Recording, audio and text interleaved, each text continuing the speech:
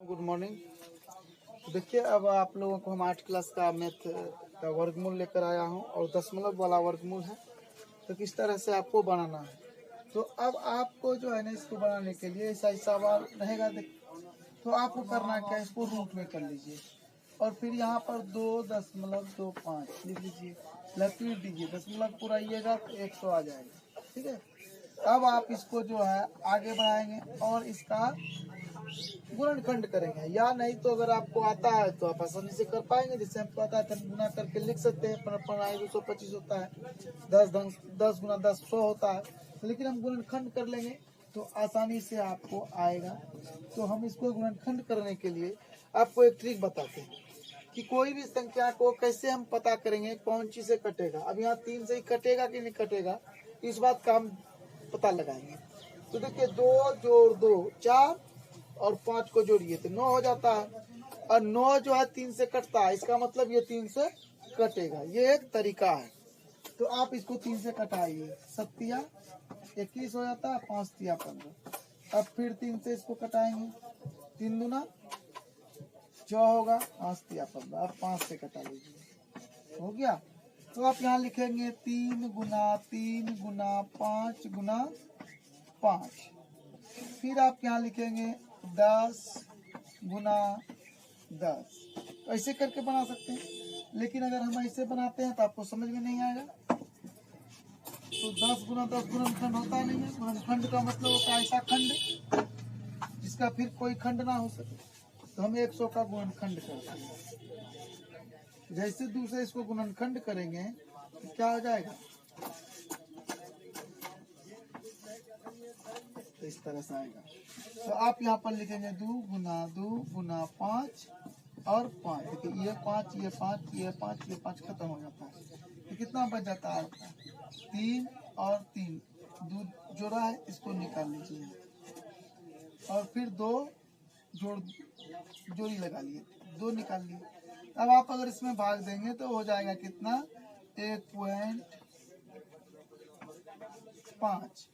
तो 1.5 आपका ये हो जाता है। इस तरह से इसका आंसर आपका निकल जाता है। लेकिन हम इसको ऐसे भी बना सकते हैं एक दूसरे तरीका से। जैसे कि आप देखिए, आसानी से बना सकते हैं। वो आसान तरीका क्या है, तो वो आसान तरीका आपका ये है। ये क्या है, ये है आपका 5 गुना 5। फिर यहाँ पर आपको लिखना है 5 गुना 5। इसका भी जोड़ी लगा लीजिए और यहाँ पर लिख लीजिए 5 और यहाँ पर लिख लीजिए 5। इसको सिर्फ मिटा लीजिए, ये हो जाएगा 5 15 और फिर 5 गुना 10। आप लिख लेंगे 10 है, एक अंक के बाद 10 है। तो इस तरह से भी आप इसको बना सकते हैं। इस तरह से आप इसको बनाएंगे तो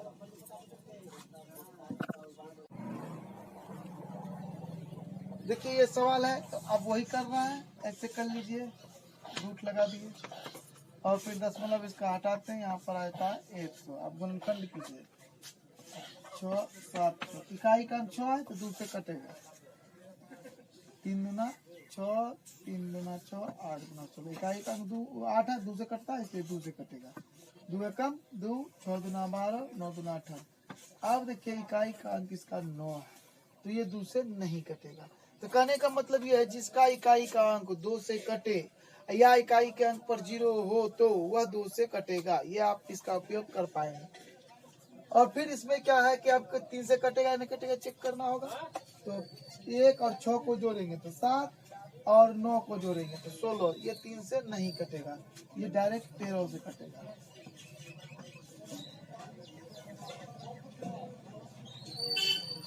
अब आप यहाँ पर लिख सकेंगे। आगे आपको बता चुके हैं कि 100 का कितना होता है गुणनखंड, आप जानते ही हैं। तो इसमें मेहनत करने की जरूरत नहीं, आप डायरेक्ट लिख लीजिए 2 गुना 5 गुना 5। अब आप लिखेंगे, जोड़ा लगा के निकाल लीजिए,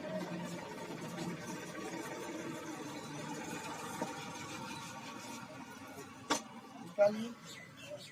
ये जोड़ी लग गया, ये जोड़ी लग गया। अब लिख लीजिए 2 गुना 13, फिर ये लग गया और ये लग गया 5।